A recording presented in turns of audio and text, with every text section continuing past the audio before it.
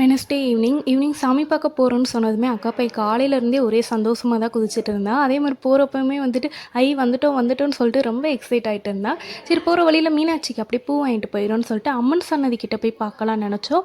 But அங்கேருந்து சாமி கிளம்பிருச்சுன்னாங்க. சரி பரவாயில்ல கீழே மாசி வீதி போயிடலான்னு சொல்லிட்டு அங்கே போயிட்டோங்க. எல்லாருமே அவ்வளோ அழகாக கோலாட்டம் ஆடிட்டே வந்துட்டு இருந்தாங்க. அதுக்கப்புறம் மீனாட்சி வேஷம்லாம் போட்டு பிள்ளைங்க வந்தாங்க. அவ்வளோ பார்க்கவே சூப்பராக இருந்துச்சு. அங்கே அம்மனை பார்க்குறத விட அந்த பசங்களை பார்க்குறது தான் வந்துட்டு அவ்வளோ க்யூட்டாக இருந்துச்சு. கருப்பசாமி வேஷமும் சின்ன பசங்கள்லாம் போட்டிருந்தாங்க. எல்லாமே பார்த்துட்டு சிவன், மீனாட்சி இவங்கள பார்த்தாலே போதும் போலன்னு சொல்லிட்டு நல்லா பார்த்து ரசிச்சுட்டு இருந்தோம். அதுக்கப்புறம் வந்துட்டு அப்படியே சங்கூதிட்டு வர்றதுன்னு எல்லாமே ஒவ்வொன்றா வரிசையாக வருவாங்களோ, ஸோ அந்த மாதிரியே வந்துட்டு இருந்தாங்க.